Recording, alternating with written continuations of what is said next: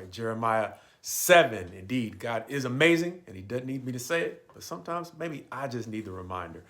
Either way, let's call Jeremiah 7, den of robbers. Understanding that if this is not the source of the quote that Jesus used, describing the reason for clearing the temple when they had turned it into a place of merchandise, even though it was called to be a house of prayer for all peoples, it is a quote that is super similar to that part of Jesus's ministry. And because of that, I thought it'd be a good way to sum up what I think is going on in this chapter anyway, that begins with a call for Isaiah to go to the people. And in the first 3 verses, call them to hear and amend their ways, because if they do, it's going to go well with them. But it's going to caution them in verse 4 not to trust in deceptive words, that because this is the temple of the Lord, they are the people of the Lord, and they will be saved without regard to what they do.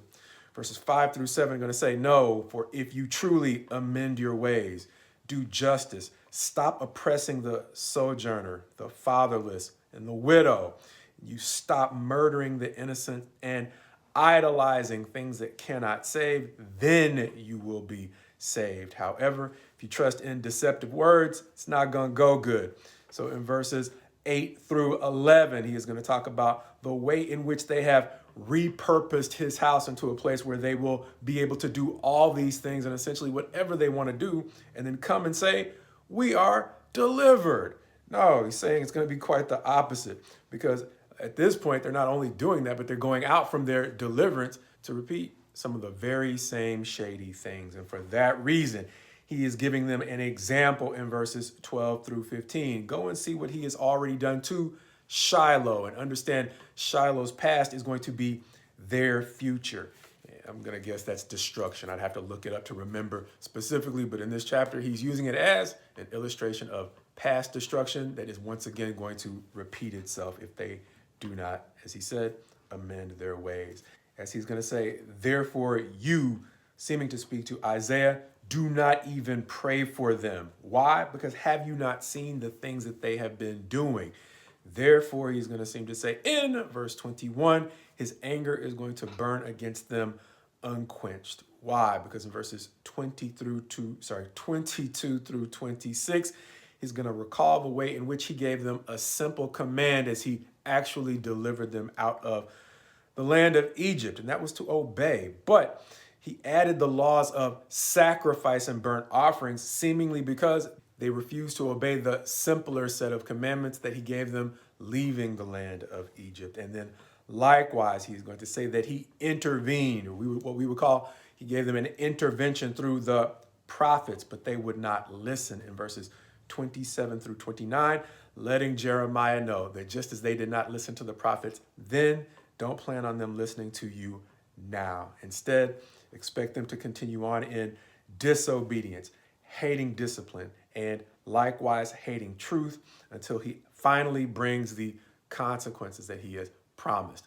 Therefore, in verses 30 through the end of the chapter, verse 34, he's going to talk about the way in which they have turned what is now a, I guess, relatively famous place that we now call Gehenna, the Valley of Hinnom, as they changed it into a place for sacrificing their own children. As we have heard before, with the measure we use, God will measure it back to us for the good and for the bad. He is now going to turn it into a place where he now slaughters them.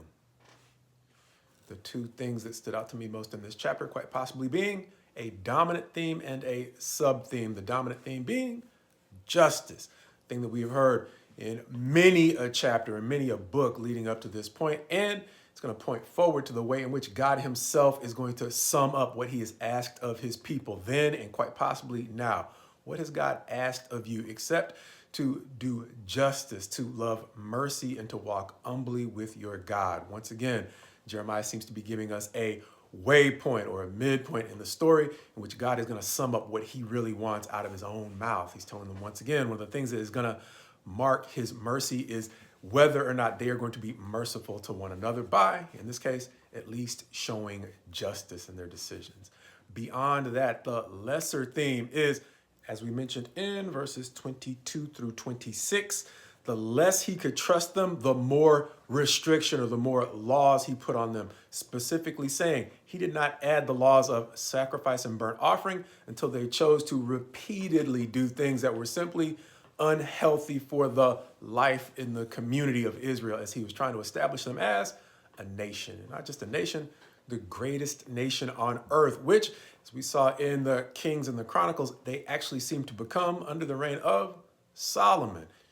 And so Jeremiah chapter 7 may be yet another example of the way in which God grows tired of those he cannot trust to stop trying to repurpose his kingdom into something that it flat out isn't.